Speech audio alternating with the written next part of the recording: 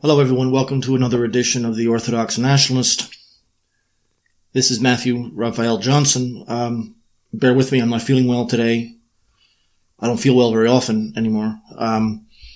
But I want to talk about something that I wrote about many years ago. It's been plagiarized in part by Vladimir Moss, who, when my article on this topic came out, he wrote one of his own a month later, which is common. And it has to do with the Fatima apparitions in the Roman Church relative to Russia. And of course, Russia is the center of the world in the Catholic life, because Fatima, of course, is official doctrine. Numerous popes have made it that way, and the popes are the only people who matter. And but there's a lot of bizarre things about Fatima that few people know about. They're open secrets, and the Fatima apparitions are one of the many reasons I left the so-called traditional Church of Rome. The SSPX and other bodies really can't function without a papacy. The entire Roman Catholic idea centers around the papacy. Without it, there is no Catholicism. So it puts Catholics today in a very uncomfortable position with the clown they have pretending to be Christian in Rome now.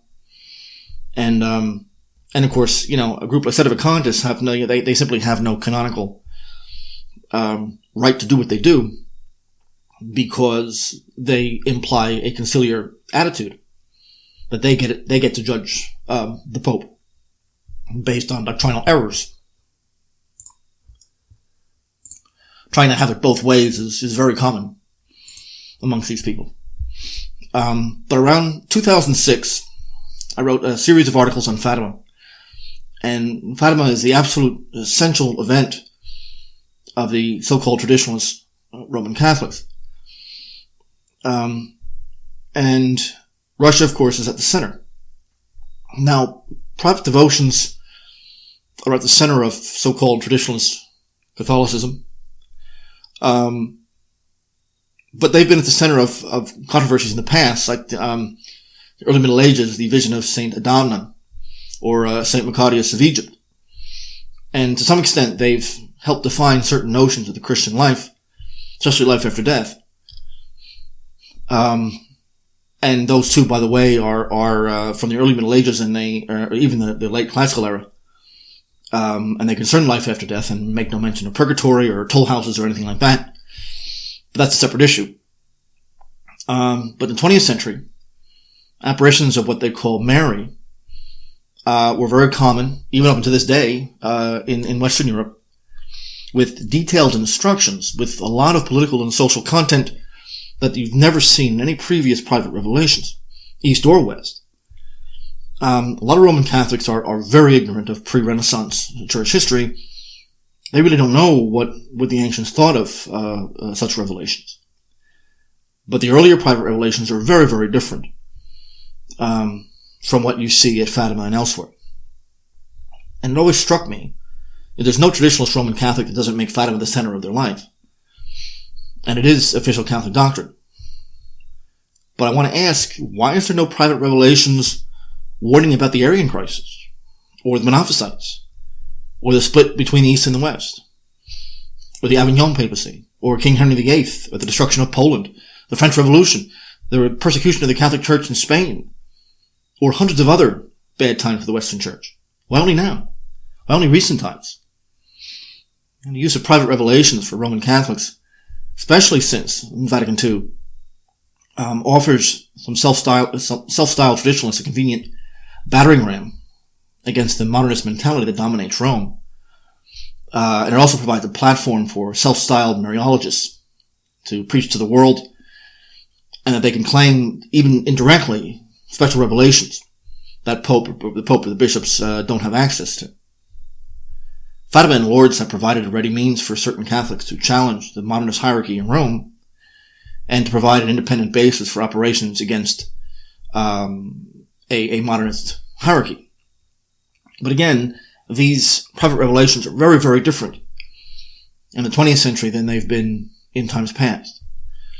Now, the fathers of the ancient church warned endlessly against private revelations. With very few exceptions, these visions were considered delusions of the devil to trick the elect. Now, I mentioned two exceptions, Maccabeus of Egypt and Abdabnon of Ireland. But there was never any approval, or papal approval, or approval of any bishop of any kind. They just became part of the deposit of faith, because many accepted these over time. The hierarchy didn't have the power it had later on. There was no formal approval of anything like that. The concept was foreign at the time. But you have Roman Catholics very desperate today, and these warnings have been heedlessly discarded. Here's just one thing from the life of St. Anthony of the Desert. And this is from St. Athanasius' biography. Some brothers came to find Abbot Anthony to tell him about a vision that they saw, and to find out from him if it was true or if it came from the demons. They had a donkey that died on the way to him. When they reached the place where the old man was, he said to them before they could say anything, "How is it that little donkey died on the way here?" They said, "Well, how do you know about that, Father?" And he said, "Well, the demons showed me what happened." So they said, "Well, that's exactly what we came here to question you about, for fear that we were being deceived. For we have visions which often turn out to be true." Thus the old man convinced them, by example of the donkey, that their visions in fact came from demons. See, in the normal course of events, the ancients were convinced that scriptures, which of course referred to tradition, the writings of the saints, not just the Bible, and the fathers were sufficient for everyone. And because there's a strong possibility that visions are from the evil one, private visions were usually a priori rejected as both dangerous and unnecessary. And this very famous passage I just cited from St. Anthony makes mention of the fact that a vision can be true, but still from demons. The lives of the Desert Fathers are loaded with stories of visions brought to holy men from demons. In all cases, there's a few similarities. First, it is a manifest ascetic life of the man in question that permits him to see the deceit of the evil one. In other words, only experienced ascetics can see it. Second, demons always clothe themselves in the most pious manner possible, making it almost impossible to tell truth from falsehood. Only the holiness of the person in question can make that distinction possible. Visions granted to children, as in the case of Fatima, who are very inexperienced in the ascetic life, could never be trusted, even if the most pious visions from very holy men are to be rejected a priori. But Fatima is something that has bothered me my entire life. The apparitions occurred just prior to the end of World War I, but they continued many years afterwards. And of course I sent her around Russia. And that Russia be consecrated. That word is very, very vague. To a devotion called the Immaculate Heart of Mary. Now, the Immaculate Heart, in terms of doctrinal history, is very curious. There's not a clear definition of what a heart is. It's not the soul. It's not an essence. It's not the organ itself. But in a very vague way, it's really the devotion upon the virtues and love that Mary has towards her son. But that's the root of all devotions to the Mother of God anyway, so it's a very superfluous concept. The Immaculate Heart, so-called, goes back to John Eudes, saint in the Roman Church, who wrote the office for this devotion and was rejected by Rome during his own lifetime. And yet again in 1729, the devotion was rejected under different circumstances. Only after the French Revolution, the desperation of Pius VI, suddenly it became accepted in his battle against Napoleon. So it has a very strange doctrinal history, and it's been tolerated, although only recently, receiving any kind of public approbation. And of course has no history amongst Orthodox people. All devotion to the Mother of God is quite simple. It revolves around her maternal care of Jesus, and that it was her flesh that clothes divinity, and that he lived under her obedience for 30 of his 33 years. There's never been any specific devotion to a heart, however that's defined. So it's a very odd devotion to make the center point of the Catholics' approach to Russia. Father Nicholas Gruner died, I think it was 2011. I've spoken to him before. He was a traditional Roman Catholic. Some loved him, some hated him. Some believed that he was a monomaniac. Some believed he was very pious. And he made Fatima the essence of his whole being. Father Gruner, the prophet of this, says this.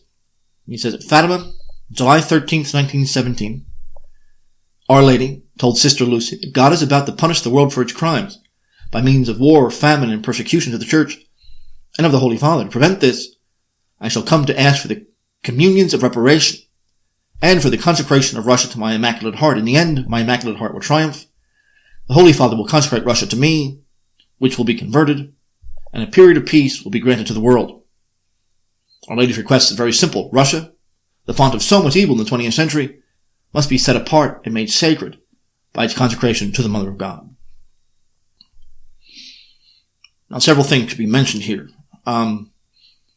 Russia, up until, of course, the Bolshevik Revolution, has always been devoted to the Mother of God, but certainly not to this particular devotion. At the time where this happened, Russia was bleeding white, as was Germany, France, and Austria during the First World War. It would make some sense that Russia would become the center of the world, but there are many ways to interpret this, since the USSR, not Russia, will become the center of global violence and unrest.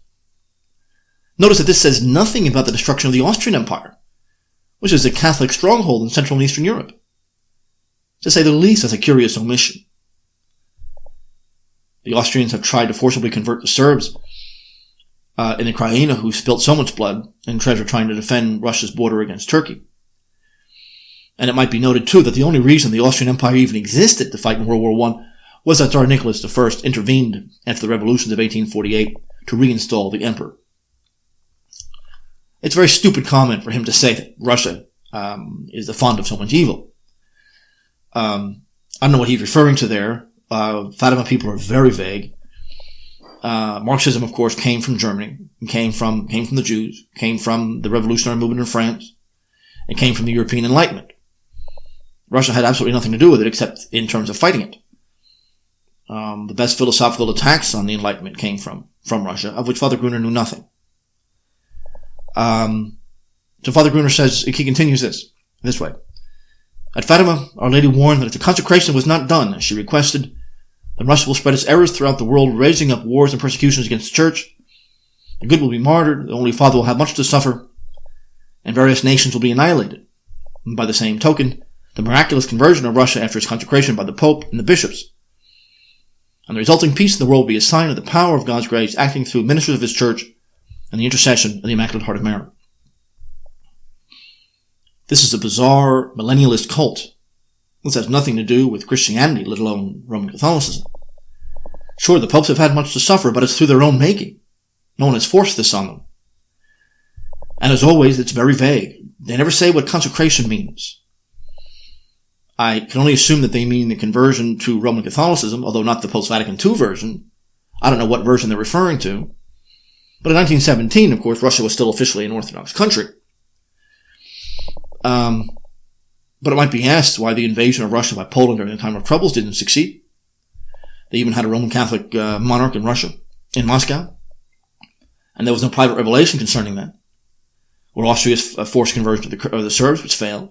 Or the Crusaders in 1204. Or the Teutonic, Livonian Knights. Every attempt to forcibly convert Orthodox people has failed miserably. Thus, without this act of consecration, there'll be no conversion of Russia. And without this conversion, Russia's errors will continue to infest the world, persecuting the Church. Now, the concept of Russia spreading her errors was spoken in 1929. So the dates are a little mixed up. Now, this is odd because Russia was known as the USSR at the time. I'm not sure why they didn't refer to the Soviet Union. Russia was merely an administrative unit and as much under attack as anybody else. Was it Marxism? Was it Orthodoxy? What was it? Marxism certainly wasn't Russian by any means. The USSR was officially atheist at the time, and the Orthodox Church was in exile in Yugoslavia. And of course, no nations were annihilated in any normal sense of the term. But Russia as a cultural entity certainly was not involved. So in 1929, Russia certainly wasn't a country. As a cultural entity, it was under attack and victim of Soviet genocide. And there's no interest in this fact in these apparitions, or ignorance completely in these apparitions. As a province of the USSR, she was a defined territory. But as a people, she was spread throughout the world. In consecrating the world in general on that date without mentioning Russia, the Pope acknowledged the presence of tens of thousands of witnesses, both during and after the ceremony, and the people of Russia are still awaiting our consecration and confiding. And I don't know what to make of this. Of course, there's never been any desire for this in Russia. But the question is, of course, what does Russia owe to the Church of Rome? The Church of Rome has no traditional presence in Russia. When she does exist there, it's as a hostile force. It's an agent either of the Polish or the Austrian crown. Orthodoxy was publicly persecuted in Catholic Poland and Austria, as well as Lithuania. Even in places like Spain to this day, public proselytization is forbidden. So I'm not entirely sure. I'm not entirely sure what Gruner is saying here. It's all very vague and based on a tremendous amount of ignorance.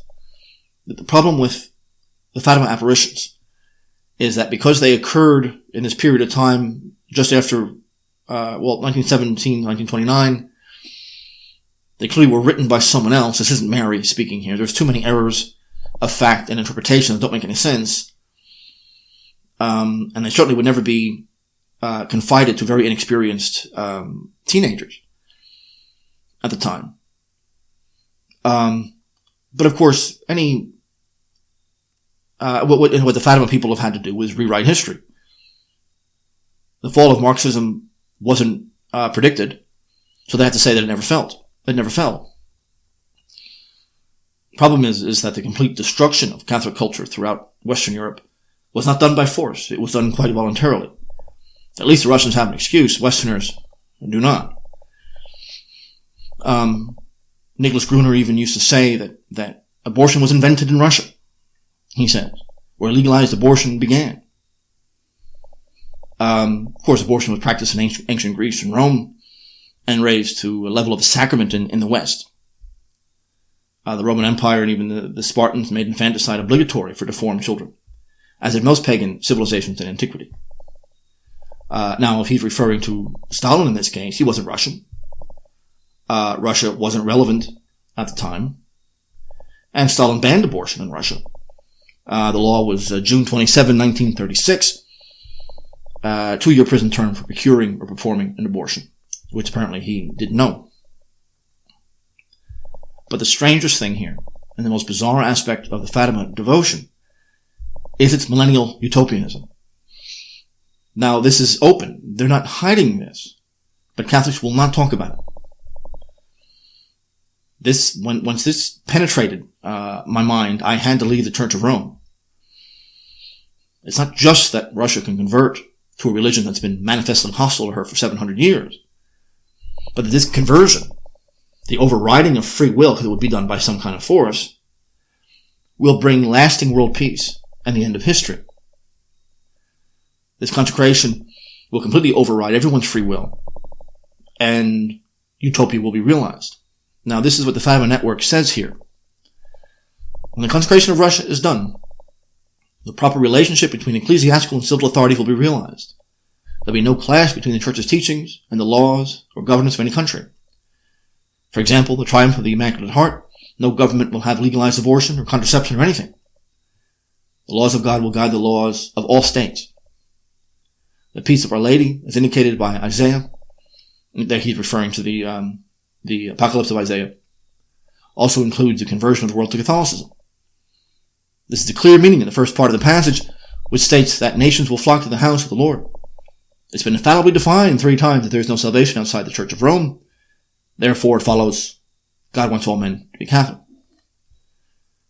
The peace Our Lady promised is the peace that Isaiah prophesies in sacred scripture. The house of the Lord will be exalted above the hills, and all nations shall flow to it. Many people shall go. Come, let us go to the mountain of the Lord, in the house of the God of Jacob, will teach us his ways, and walk in, etc., etc. This was prophesied over 2,500 years ago, and will only be brought to fruition when the Immaculate Heart triumphs and reigns. It took me a long time for that to penetrate. All of the earlier patristic analyses of Isaiah are false, according to him. Only Fatima is able to properly define it. Utopia will be brought to earth once Russia is somehow consecrated by the Pope of Rome. It is a millennial sect. It's a cult. The book of Revelations is thrown out the window. If somehow the Pope miraculously converts the entire nation of Russia to Catholicism, because it wouldn't just be Russia, it would be the entire planet, without any explanation as to how that would be. And this is stated again in Ubi Arcano de Concilio of Pius XI, who says explicitly that utopia will be brought to earth at this point concerning the consecration of Russia. So this is the official papal ideology. So Rome has fallen into the very bizarre version of millennialism. Utopia will be realized and free will will be overridden. The Church of Rome will reign supreme everywhere. All institutions of the world will give way to the Roman papacy. Sin will disappear. Injustice will disappear. There'll be no more sickness. There'll be no more suffering. Russia alone stands in the way. When at any time did the Church of Rome ever accept this bizarre theory? The end times will be no more. Once a consecration is established, there's nothing left. Fatima is the only proper interpretation of Scripture, according to Nicholas Gruner and most of the followers of this bizarre sect. It will wipe out suffering. It's even better than the Protestant rapture. And worse than this, if it isn't done, Mary, Christ is almost never mentioned, Mary will wipe out 9/10 of the human race. So the Immaculate Heart holds the world hostage here. We don't know, they say, which nations will be annihilated from the face of the earth. Now, this was initially said in the 20s. Our own nation could be one of them. Nuclear weapons exist everywhere. Russia and Communist China are allies. Both regard the U.S. as their enemy. With all the nuclear warheads, they can be aimed and sent to this country in a couple of minutes. In other words, nuclear war will come to the U.S. if Russia isn't converted to Catholicism. It's really hard to even debate this. And this is a purely private revelation, which then has changed many times, and of course has to be interpreted and reinterpreted by people like Nicholas Gruner. Regardless, Russia is the main threat to world peace.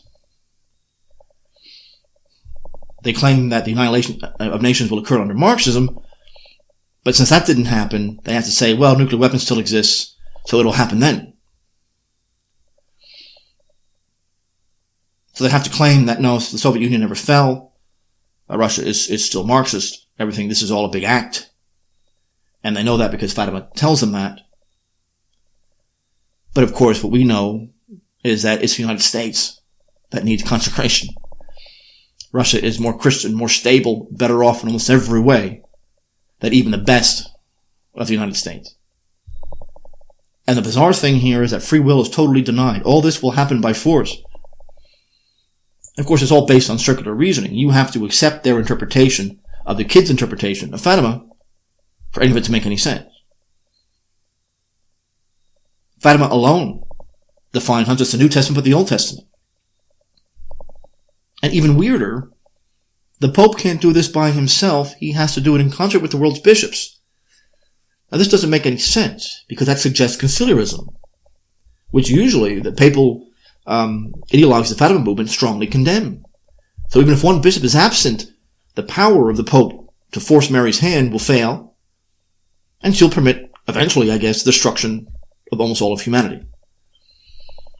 No one's sure what's been the delay from 1929 to now, but this is bizarre. This is also official Catholic doctrine. This is not, this is right in Pius XI's work. And as well as Pope John Paul II. So what these guys have had to do is claim that Russia is no different than the Soviet Union today. And everything that's happened in the 90s as well as since 2000 is an act. Now, when you go through the Fatima Network's articles on Russia, they're very outdated. It's like Nixon wrote them. They're using references that made sense in the 60s, maybe. But because the Fatima apparitions never predicted the fall of Marxism, they have to deny it ever happened. Everything has to be crammed into the Fatima mentality. And so they sound foolish. The fall of Marxism in Russia was a ploy to get Western aid. So they dismantled 7/8 of their economy to get Western assistance, with, of course, no strings attached for some reason. One of the worst, most ignorant people in this movement, a guy named Christopher Ferrara, who I've made fun of many, many times in the past for his ignorance.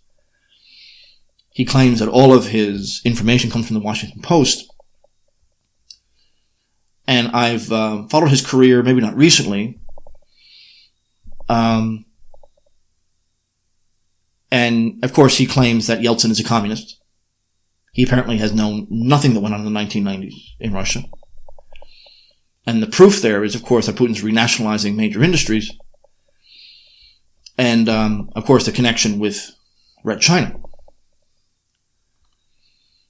And the proof of this is that the Orthodox Church has repressed any expression of the Catholic Church, which he says is forbidden to have a permanent resident priest or bishop in the country. It's a bizarre statement, of course, which he takes from the Washington Post without thinking about it. He refers to the FSB as the FSG. I'm pretty sure he means the FSB. And, of course, I've written him before. He's saying the same thing every year, every conference. They have the conferences all the time. He says the same thing over and over again. I covered their conference in 2006 and never had to do it again because it's the exact same thing over and over again. I've asked them these questions all the time with no answer, of course. And so many times I've said, his popularity, Putin's popularity is about 80%, with a tremendous public-private fusion-style economy growing. It's not centrally planned. How do you explain that? And of course, he doesn't know what central planning is. So you're dealing with Fatima Crusader people who are very good on stuff like the Jews, and of course they claim that Russia it created Marxism, although they say that Marxism was financed by the Western billionaires. And they don't see the problem with that. And it's very strange because they're well aware that if anybody needs consecration, it's the West. And of course I was traditional Roman Catholic for a long time. I was SSPX for years. I know the agenda of the Fatima movement. I know that Russia is the center of everything they talk about. And so I'm in a particularly good place to talk about this. The conference I covered in 2006, of course I was long Orthodox by that point. You had 30 bishops there and many priests. So this isn't a fringe movement by any means. John Paul II dedicated his whole papacy to it. These conferences occur, they condemn the new Mass. So I'm not really sure what kind of Catholicism Russia is to be converted to. Not the current kind. They attack the UN. It's like, it's again, it's Nixonian stuff. They're usually very older guys. Really outdated concepts. Because Fatima didn't predict anything that's happened over the last 20 years, so they don't know what to do. So they deny it. But remember, this is official, this isn't some sect, this is official doctrine. Nicholas Gruner is a decent man. He's well spoken, he's very intelligent, but he was in the unfortunate position of having to force everything into the Fatima mold. There was no point of church fathers or canons when you have Fatima. These private revelations interpret everything, as he did with Isaiah and many other places. And they say a lot of good things. The false promises of the UN and Rockefeller Foundations. Older stuff that we all know. But in the last 15 years, they haven't said a new thing in any of these conferences. It's the same people, the same issues, and nothing gets done. But most Orthodox people have no idea what Fatima actually is. The notion that the world is being held hostage here, that the conciliar council of bishops, which is a bizarre concept that these people actually condemn. Conciliarism is something they condemn, so I don't know how this even got here. There's so many layers of contradiction, I can't make sense out of it. The world will be destroyed. It was supposed to happen many years ago. Typically, these millennial cults, like Jehovah's Witnesses, they say the world's going to end tomorrow, then it doesn't happen, then a week later, they keep pushing it back, and they always explain it, and they have no explanation each time.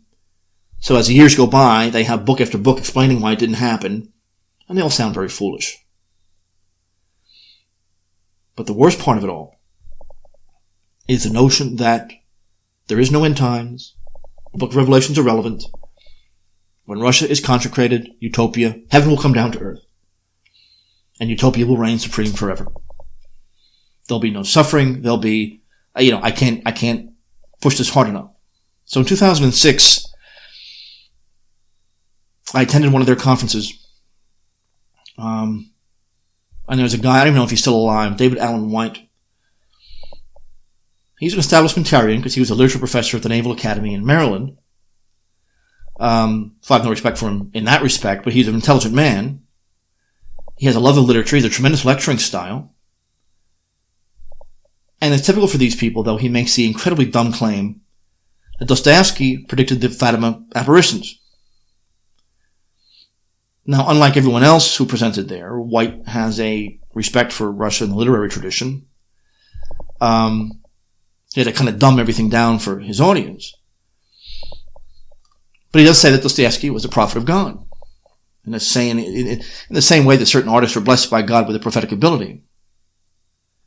The prophetic insight was this resurgence of Russian greatness after a period of suffering, although this is done under Orthodox auspices, which he left out. Dostoevsky, of course, through numerous characters, predicted the bloodshed, the revolution, the civil war. But a small army of Russian saints said the same thing, as well as a much later restoration. It is significant that Anthony Krapavitsky, who was the founder of the Russian Church in Exile, was a literary critic and Dostoevsky scholar. And Dostoevsky's mind allowed him to have a great insight into the revolution. But like a lot of these guys, White is way out of his element when he deals with Russian literature. Russia is a civilization to herself. She's a combination of European and Asian cultures, which is a great strength of Russia. It's a Eurasian society. Although European DNA, there's cultural elements from Asia there. Or ancient elements that were wiped out during the Enlightenment. I should put it more that way.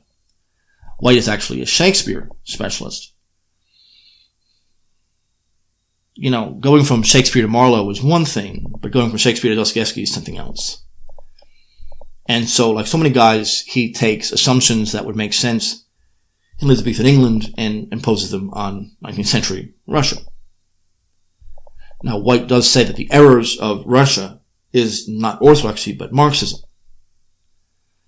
Because the Fatima type says that Marxism is a Russian invention. They don't explain how this is. They don't mention who did it. They'll say elsewhere about the Western bankers that created it and Karl Marx being a Jew and all this. And they're right about that, but somehow that doesn't affect their view that they say that Marxism is Russian. Now, the apparitions of Fatima and other apparitions that came afterward claim that if the consecration wasn't completed, Russia, and I put that in quotes, will spread her errors throughout the world, causing, chaos and death everywhere. But the apparitions did not specify the nature of these errors. And so, post-Fatima writers don't really know what these are, and so they fill in the blanks themselves. The highest level of conceptual confusion came during an excellent address by Dr. White. And then he did a second one on Solzhenitsyn. And he's struggling to connect Fatima in some weird way to Dostoevsky and Solzhenitsyn.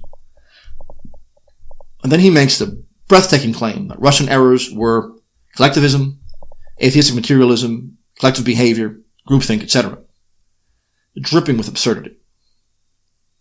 But Russia taught the world how to persecute, is what he said. It's a very, very stupid statement. It would take me so long to unravel stupidity there. I want to reiterate that Russia didn't exist after 1921. Everything in Russia was violently suppressed. Russia existed only as a cultural entity in Europe, America, nationalist China, etc.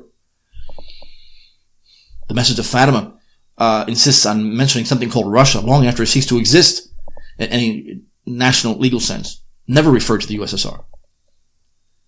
But I wonder if White actually believes this. I have to explain to him that, of course, materialism is a creation of the West. Groupthink is a modern, liberal, capitalist creation, manipulated by a media entertainment conglomerate controlled by a tiny and often anonymous group of Jews. Persecution has existed long as civilization has. Russia's errors, root and branch, were imports. Imports, I might add, the czars of Russia, did all in their power to suppress. But he really means, of course, that these are errors of the Western Enlightenment. They proceed directly from the utterly utopian vision of people like Francis Bacon and Rousseau, Hess, Lassalle, Comte, Saint-Simon, Feuerbach, Darwin, Marx, Nietzsche, just to name a handful. It's utterly irresponsible and dishonest for people like White to even imply that these are remotely Russian in any way. But the USSR, of course, was multinational. It had a ruling caste of Jews. But you had all kinds of Asians other than them. You had Armenians, Caucasians, Balts. After World War II, you had Poles, Germans, Russians, Hungarians, Yugoslavs, Albanians, and hundreds of smaller groups to create the so-called workers' paradise. The satellites of the USSR spread to America, especially Harvard University. The Soviet experiment was spread by an army of well-funded university professors. Archer Daniels Midland had no difficulty rescuing the USSR over and over again with grain shipments. The West, of course, built Soviet industry, which no one mentions. Henry Ford had no difficulty investing millions at the height of the Great Depression in America, helping Russia spread its errors. Ford created the largest Ford plant in the world near Kharkiv in 1936. But in terms of a police state, of course, the first one that really was well organized was Catholic Venice during the Renaissance. But that's typical of any oligarchy. The police system was created to protect a minuscule group of usurious capitalists who had no right to their property, so they had to lord it over everyone else. But because Venice was so small and wealthy, they had the ability to create a real police state. It was much, much later that other larger societies could do the same. But all this, according to White, is Russian. And all of this because he has to force all this stuff into the framework of the Fatima apparitions from 1917 to 1929. So Catholics who believe this stuff are forced to fit world history into its categories and end up sounding half-witted. And of course he doesn't bother to mention that Stalin was Georgian, Chernenko was Ukrainian, Brezhnev was Ukrainian, Malenkov was Macedonian, Beria was a Karaite Jew, Sokolnikov was Jewish, Trotsky of course was Jewish, Yashnitsky was Polish and Jewish, Shvipov was Turkmen, Gromyko was Belarusian, Lenin was mixed race. This is Russian errors? It comes from Russia was his refrain over and over again. And he says this in lecture after lecture, year after year, conference after conference. And he doesn't seem to know that Russian and Soviet are two completely different, in fact, opposing things. How difficult must it be to be Catholic today? That a relatively brilliant man like David White has to go through these mental calisthenics to make sense out of Fatima. That Russia could spread her errors when most of the Soviet leaders weren't Russian. And somehow, connecting this with the prophecies of Dostoevsky and Solzhenitsyn, who of course neither one mentioned Fatima or cared about it, in Solzhenitsyn's case. and both were very strict in their Orthodox observance. Now he does say something, he says that it would be the monastics in Russia who suffered the most. So now suddenly they're okay. It's this class that would be the most willing to maintain the faith in the face of oppression, which is true. Now in a conference like this is a powerful insight, and it went over the heads of the audience at the time. So he's praising Orthodox monastics, having no conception that it contradicts everything he said before. I mean, he stated it in such a way to make it anti-Bolshevik, but his meaning is clear. Now, I want to address people like him. I want to address White. I don't even know if White's still alive. But I want to address the Fatima crowd directly here. Dr. White says the Orthodox monastics are the main people to maintain the flame of the Orthodox faith under persecution, and that they show tremendous courage and Christian charity in the highest sense. But what does it say about your own faith?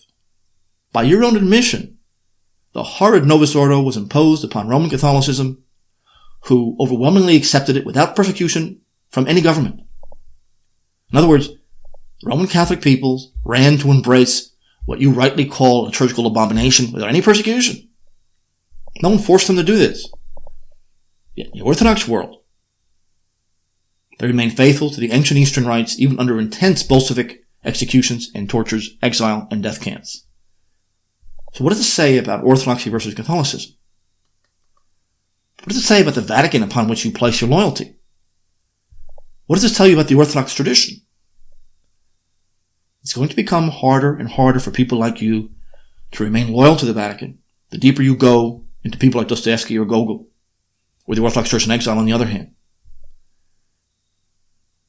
Guys like him, if they're honest, their honesty will save them from papism and its errors. But Dr. White's talk on Russian literature is not half bad. I've stressed his errors, and silly ones. Dostoevsky talked about the predicted a persecution in Russia that was a lot of people predicted at the time. And then it would, after the revolution, there'd be a certain resurrection of glory. But White seems to say, well, that must be Catholicism then, because he knew the consecrations would be performed. Now, I don't think he really believes that. This is a sop to his audience. Dostoevsky, of course, was strictly Orthodox. He only meant an Orthodox resurgence. Russia aimed directly at converting the Vatican rather than the reverse. The Vatican is what needs to be converted to Christianity, not anything in Russia. In fact, many passages in Diary of a Writer of Dostoevsky say exactly that. White makes a few minor errors. He refers to Gogol as a Russian. He says that Gogol was the primary influence on Dostoevsky, which isn't true. But the conference that I'm talking about here is the same every year. And there's someone else, Peter Chanowski, who's an old friend of mine. When I was in grad school in Nebraska, he was a professor of Thomas philosophy at St. Mary's College in St. Mary's, Kansas, which is about 3 hours south of Lincoln. And I was a SSPX in the mid-90s. I would regularly visit the chapel down there, and Peter and I became friends. He left the college. I lost track of him. I don't know where he is or what he's doing now.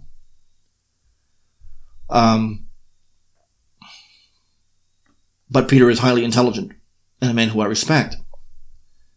Now, Peter Chanowski deals with Thomistic philosophy exclusively, but he's really talking about diplomatic history in the 19th century. And he spends a lot of time talking about how threatened the Vatican was by Russia, and that the Vatican did all in its power to prop up the Turkish Empire. Or at least barring that, keeping Russia out of the Balkans once Turkey was clearly falling apart, which put them in full union with Britain and France at the time. The Vatican did assist in propping up the Islamic Empire as a means of controlling Orthodoxy. But what's clear between the lines here is that the Fatima message is intimately connected with the Vatican's interests concerning Russia in the late 19th century. Chanowski makes it clear that the Vatican was maneuvering diplomatically throughout the 1800s, the late 1800s, with one end in view, controlling Russia and Orthodoxy. Near the end of the war, when, according to Peter, the Vatican succeeded in getting the British to bar Russia from the Balkans, the Fatima apparitions began almost exactly. The timing was perfect. But to make the connection here is any journalist has to make that connection. Fatima fits perfectly within Vatican diplomatic maneuvering in the Balkans. It was soon rendered moot anyway after 1921, when it was clear that the Whites lost the war. But even still, the Soviet-based church still had designs in the Balkans, and Stalin was essential in creating the Greek Civil War after World War II to expand Soviet influence. Now, Janowski makes some astonishing, although basically correct statements about Vatican policy towards Russia in the 19th century. And it was uniformly hostile. You can't help that. You have two churches claiming apostolic succession from the ancients. Now, today, the Pope of Rome makes no such claim. It's not even a church.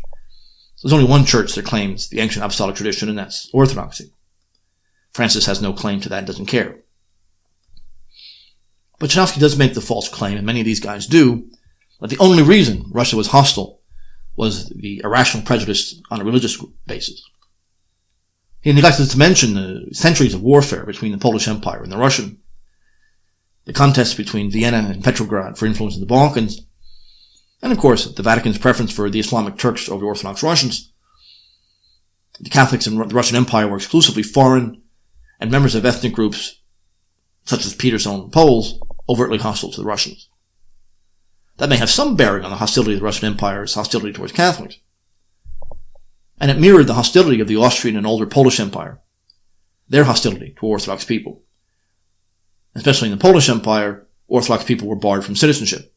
The uprising of Khmelnytsky in 1648 was precisely the Orthodox Cossack protest against the exploitation of the Orthodox people from the Polish elite and the Jews. Peter once told me in an email that many years ago that he was a supporter of the Habsburg Empire. Vienna was, of course, in many respects, a humane monarchy. Most monarchies are. He neglected to mention that it was Tsar Nicholas I who reinstalled the emperor on his throne after 1848. Then Vienna returned the favor by supporting the Allies against Russia in the Crimean War, against the very same emperor. It bears mentioning that the Vatican made it very clear that the war in the Crimea was a holy war against orthodoxy. Again, something else that might make Nicholas I a little testy. Janowski makes it also clear that Russia wanted Constantinople to create a restored orthodoxy and an Orthodox Vatican. Now, I've said many times that Catholic people cannot think outside of Catholic categories, but this is an extreme example. Now, I respect Peter Janowski very much, but I have to inform him that Orthodoxy has existed for 2,000 years without a Vatican. Orthodoxy has endured centuries of Turkish genocide without a Vatican. She endured Marxist persecution without a Vatican. Catholic genocide in Poland and Croatia without a Vatican. The Patriarch or Emperor in Constantinople was never similar to a Vatican in any way. And in fact, Orthodox people are pretty mystified about the Roman dependence on such an institution, by the way, that in the last generation has made the life of traditional Catholics miserable. There's nothing to restore. And throughout all of these persecutions, with no Vatican, doctrine hasn't changed at all. We can't say the same about Catholicism.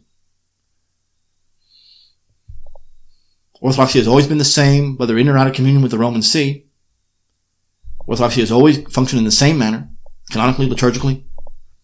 Has never needed a Vatican to maintain this tradition. Its asceticism, its ancient liturgies, never required a Vatican. Although the Roman Church apparently needs one to violate all of these and to create the Novus Ordo.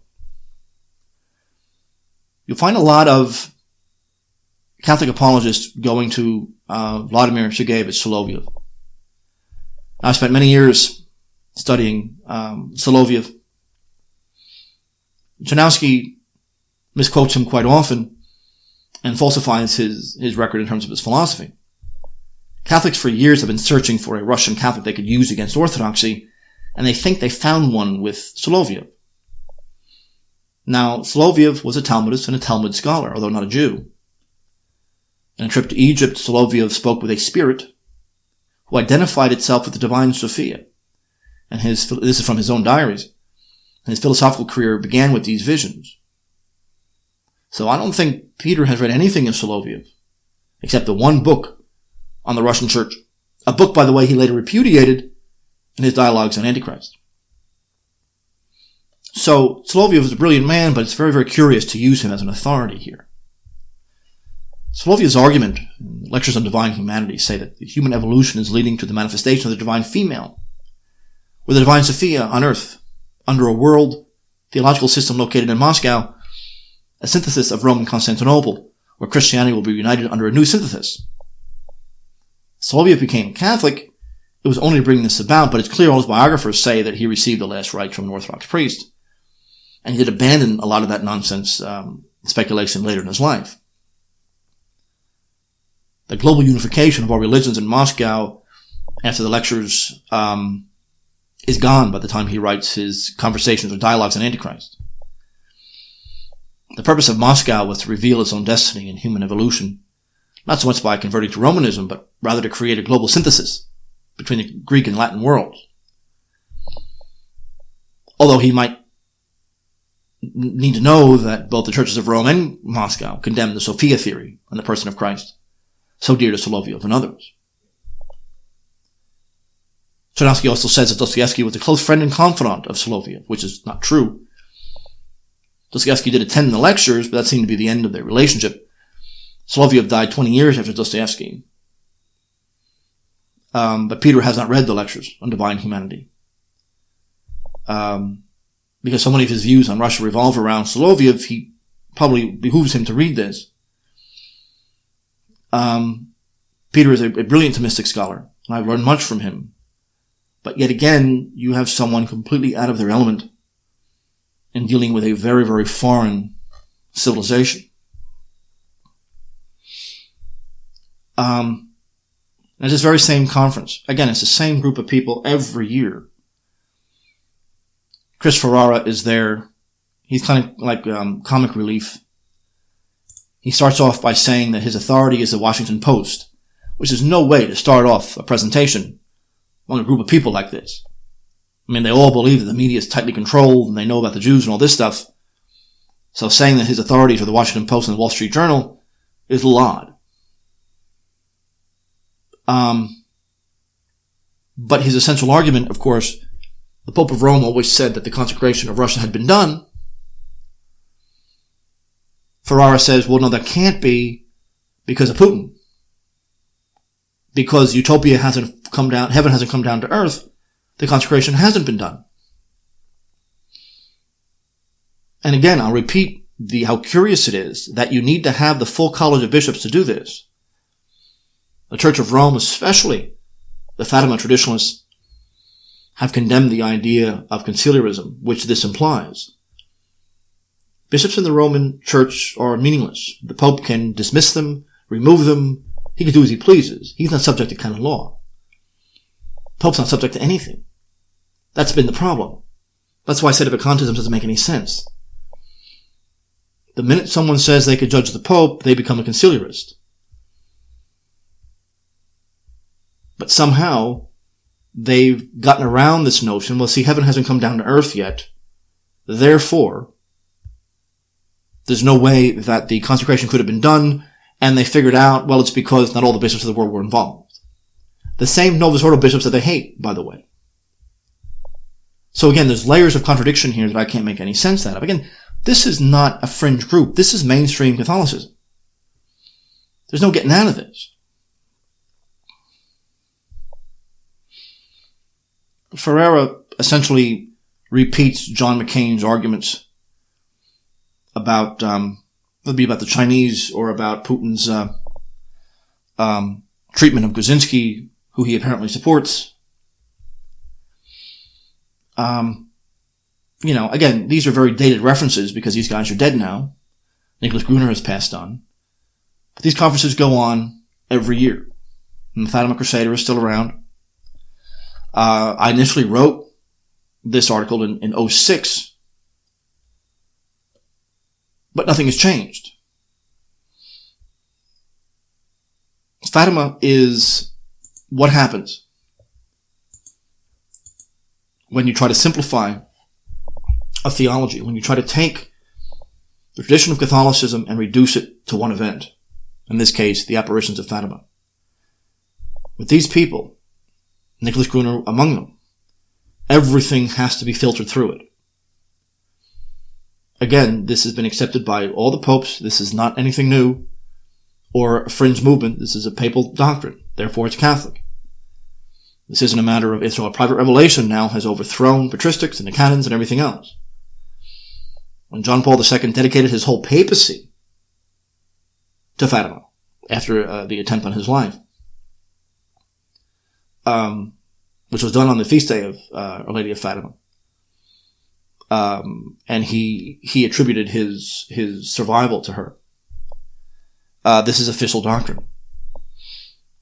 And I can't repeat this enough. I mean, for years, I studied Fatima as a Roman Catholic in college. Read about the fact that heaven's going to come to earth and never questioned it. Few Catholics do.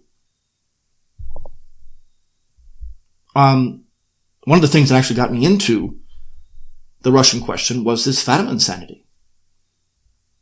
It's a cultic group in the sense that they take one event, one mystic seer, and they filter all world history, all theology, all tradition through it.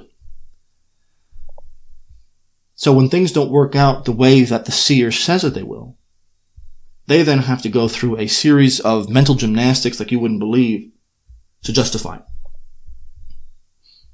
No nations have been annihilated. Putin is anti-communist. Or anti-Soviet, I should say. As he said many, many times. He's a Eurasianist Orthodox man. That's the foundation of his rule. Russia and China are doing far better than the U.S. The U.S. is in such a morass of destruction. For them to look to Russia as a group, this is what needs to be consecrated, is laughable. Especially to that very weird devotion that has absolutely no stock in Russia at all. They make no mention of the Unions.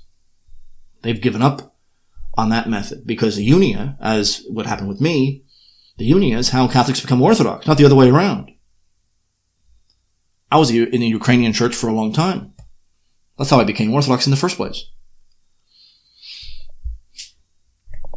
So as they see the Western world decaying before their very eyes, they have to figure out a way to blame Russia for this. So the Fatima people were blaming Russia long before Hillary Clinton was. They claim to make sense out of their apparition. And their interpretation of an interpretation of the apparition. I've read the writings of the children, and these apparitions change over time. They never said it was a mother of God early on. It was just a woman talking to them. And their interpretations changed over time. Once the clergy got involved, it became Mary, but only after a while. It's very suspicious. As I said in the beginning, private revelations have never been the foundation of doctrine, let alone an entire church. And certainly not from children. And then children were taken. You had some bishops that were hostile to it because it took power out of their hands. Other bishops who said this was a key to power, and so they accepted it. And the church was always divided here. These apparitions may be true. There's certainly something supernatural is going on. But as I noticed with the miracles concerning St. Anthony, he says the demons came to him and told him the truth about these guys coming to see him. Because Anthony wasn't afraid of demons, realized that they didn't have much power, they watched their mouth around him. He said, just because they told me the truth doesn't mean they're not demons anymore. Something supernatural is going on there, but it certainly isn't something divine. Peter Czarnowski, in his analysis, inadvertently makes the point, I don't think he means to, but he makes the point that Fatima is about Roman Catholic interests concerning Russia and the Balkans. A way to challenge Russia, making her the focus of Catholic thinking, other than their own societies, of course, which were already in the process of decay.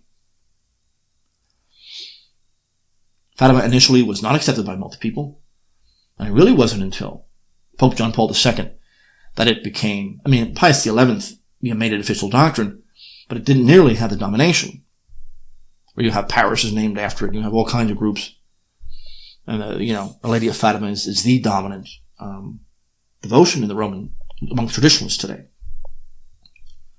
Now, those in the Novus Ordo don't make the claims that Nicholas Gruner used to make. But they have a tendency to import whatever they want into their interpretations of what this woman said to the kids. That now becomes the centerpiece of all doctrine. And I submit to you that this is the destruction of Catholicism. That it fell into yet another heresy, that of millennialism, that they have completely nullified canon law and the saints and scriptures, saying that Fatima is the last proper revelation, and it will bring about the end times without any suffering, so long as Russia is somehow isolated, consecrated in a very vague, weird way. That word isn't really said very often amongst any other people. And of course, because it doesn't have the utopian results, they have to say, well, it wasn't done properly. Pope John Paul II said he did it many times. They said, well, it can't be because we don't live in utopia now. But they actually state that heaven will come down to earth once Russia is isolated from the world. When you understand, Catholic diplomacy around the time of the apparitions, it starts making sense. And now, the fact that the Church of Rome is so deep into the New World Order, at least since Vatican II, they have now an extra. This is the one traditional devotion that is actually still powerful among the Novus Ordo because it's anti-Russian. Suddenly Catholics become, traditionalists when they start talking about Russia. I think you're talking to Pius X. That's the one thing that they don't moderate their opinions on, and it comes from the Fatima ideology, and it has become an ideology. Nicholas Gruner was always a very gentle and good man, but he was very badly misled. Peter Chanowski was a brilliant philosopher. He is a brilliant philosopher. But because they have to force everything that happens through the structure of the Fatima apparitions,